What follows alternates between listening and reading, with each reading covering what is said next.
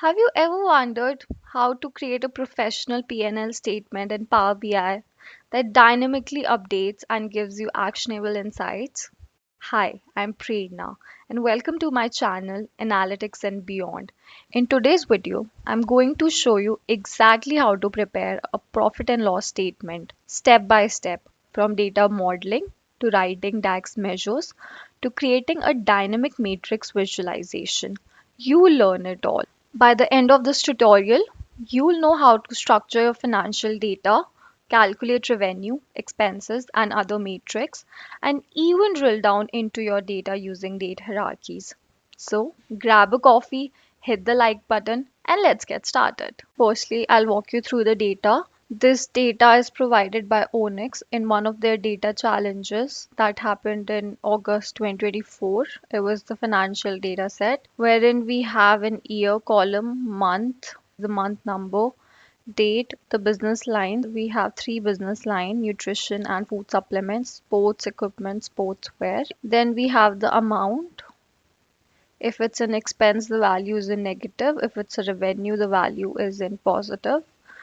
And we have another amount column wherein I have converted all the value in positive to be used in different visualizations. Next up, we have whether it's a revenue or an expense, and we have revenue expense group and expense subgroup.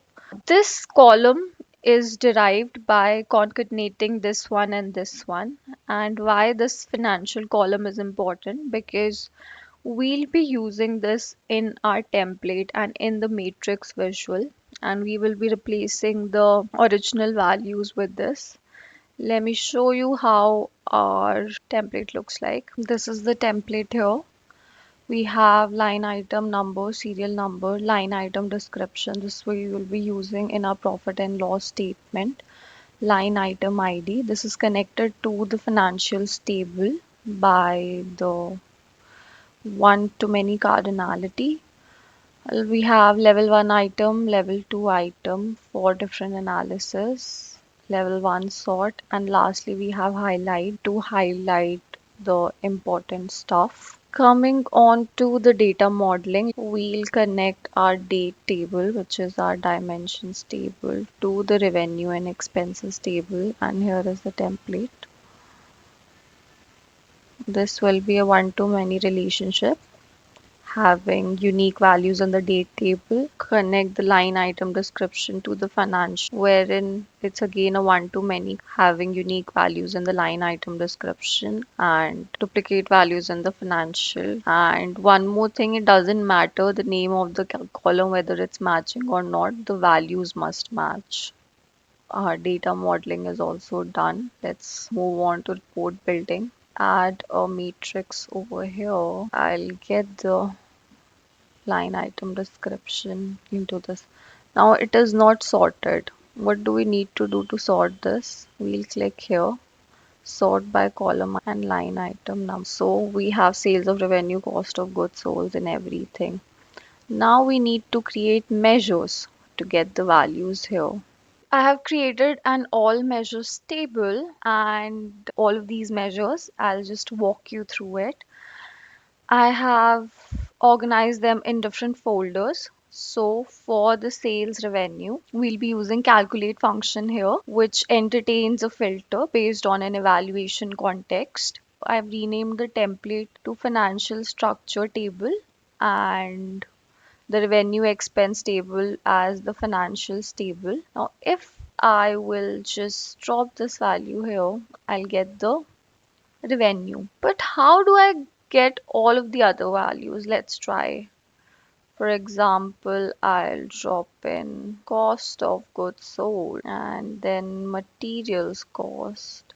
This is not how I want the values to be displayed in my template. I want my values to be displayed one under the other. What will I do for that? We'll use a magical measure here, which is our financial value.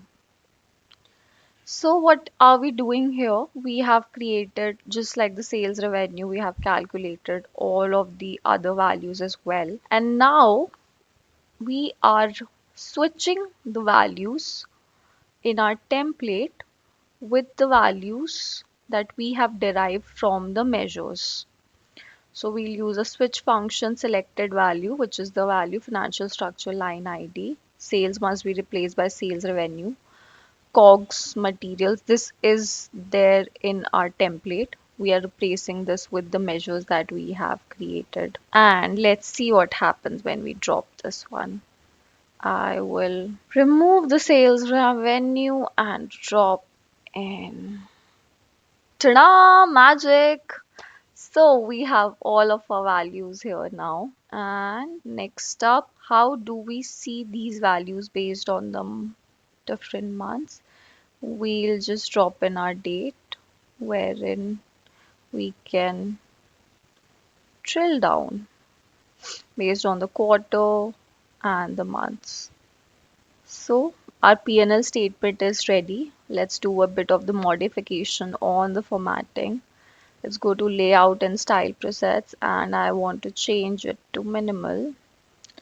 Also remove the grid lines. Now to highlight the important stuff like sales revenue, cost of goods sold, gross margin, operating expenses. For that, if you remember, we have already created a highlight column. How we'll do it? Go to cell elements.